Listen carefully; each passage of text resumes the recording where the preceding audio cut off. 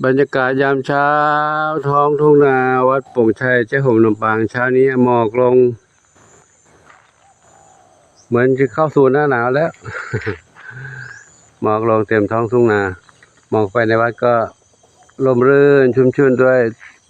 ร่มไม้ใบไม้ธรรมชาติแห่งต้นไม้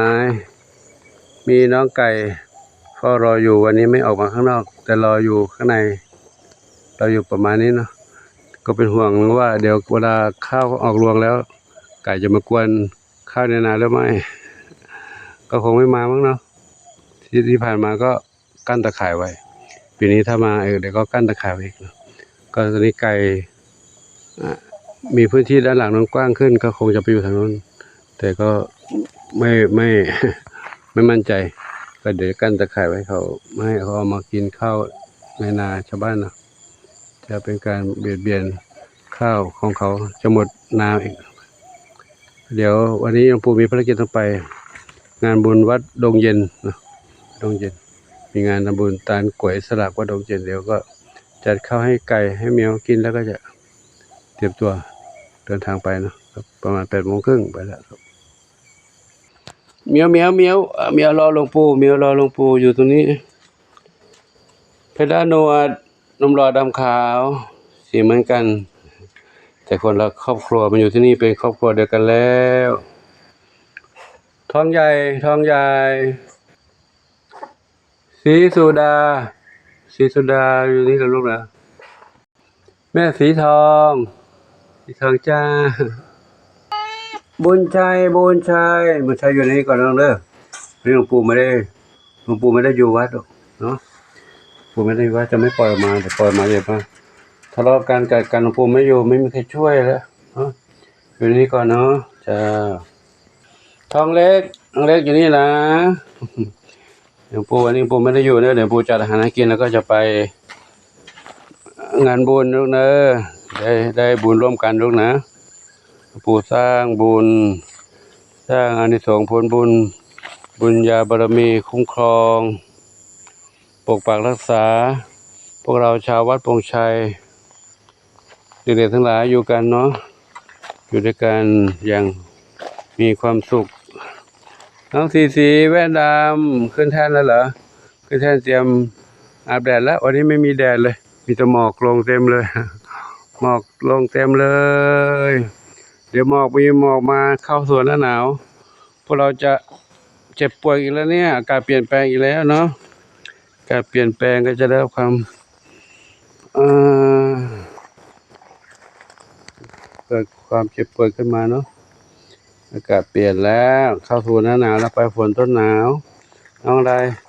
ส้มขาวเล็กอันนั้นใจจริงนวรัตน์จ้องมองแล้วเนี่ยจะไปทำร้ายเขาเลยไหมลูกไปกวนกันเหรอห้ามกวนนะห้ามกัดนะห้ามกวนเพื่อนนะลูกห้ามกัดลูกนะเขามองน้องโชคทวีทรัพย์อยู่นู่นอยู่ด้านนู้น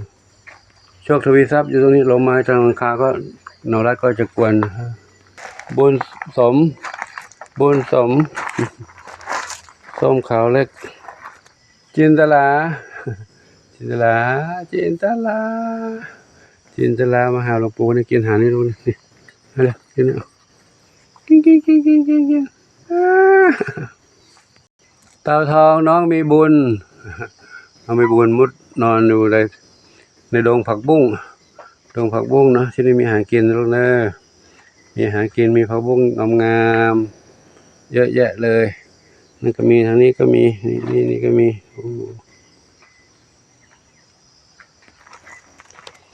แพนด้าเทาขาวใหญ่โชคทวีทรัพย์ระวังจินตลามันนวรัตน์กวนนะลูกนะนวรัตน์จะมาแล้วเมื่อกี้นวรัตน์จ้องมองแล้วเนี่ยมาด้านนี้ใครทรัพย์ทวีอยู่นี่เนาะทรัพย์ทวีมาทางนี้ดูน้องเล็กชวนฝันอยู่กับแม่สีนวลแม่สามสีนวลน้องชวนฝันว้ายโตแล้วยังกินนมแม่อยู่เหรอโตแล้วกินนมแม่อยู่ว้าย เด็กน้อยตัวแล้วกินนมแม่อยู่เลยเอ้ยนอนกอดกันสบายใจลูกเนอะอุ่นๆแล้วนะมีน้องหนึ่งเดียวกับน้องมีสุขหนึ่งเดียวกับมีสุขอยู่นี่นะมีความสุขดีนะลูกนะสบายใจลูกนะอยู่นี่ปลอดภัยกินนอนสบายอยู่นี่เนอะเดี๋ยวเราเวลาไปทำวัคซีนลูกนะครับวันนี้หลวงปู่ก็จะขอนำภาพบรรยากาศนี้ให้กับทุกท่านได้รับชมกันเนาะโดยเฉพาะเป็นที่นี้เดี๋ยวจัดอาหารให้เขากินแล้วก็มีภาระต้องไปเนาะก็ขออนุโมทนาสาธุกับทุกคนทุกท่านที่ได้รับดูรับชมรับทราบเรื่องราวต่างๆของหลวงปู่และเรื่องของน้องเหมียวขอบุญกุศลลายอวยพรให้ทุกท่านพบความสุขความเจริญมีความสุขกายสุขใจปรารถนาที่ใดขอได้ทุกความมุ่งมั่นปรารถนา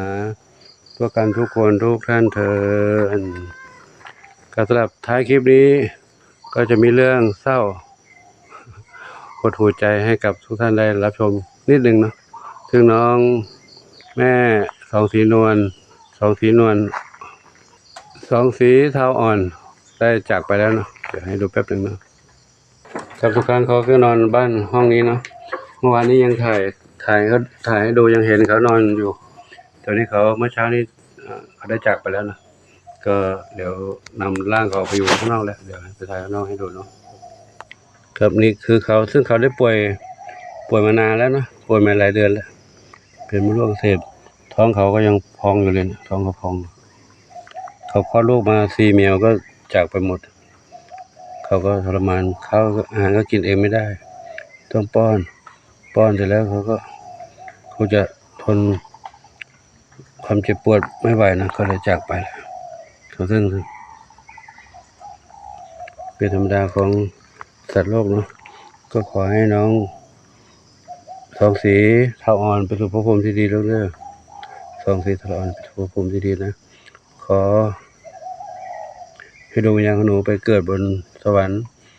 บนภพภูมิที่ดีแล้วเด้อส่วนร่างนี้หลวงปู่ก็ขอนำไปฝังลูกนะอนิจจาวัฏสังขาราอุปาทวายธรรมิโนอุปจิตตวานิรุชันติเตสังอุปัสสโมทุกโขชาตินี้เราหมดกรรมแล้วนะลูกนะหมดกรรมแล้วเดี๋ยวเราไปเกิดในภพภูมิที่ดีในชาติใหม่ลูกนะ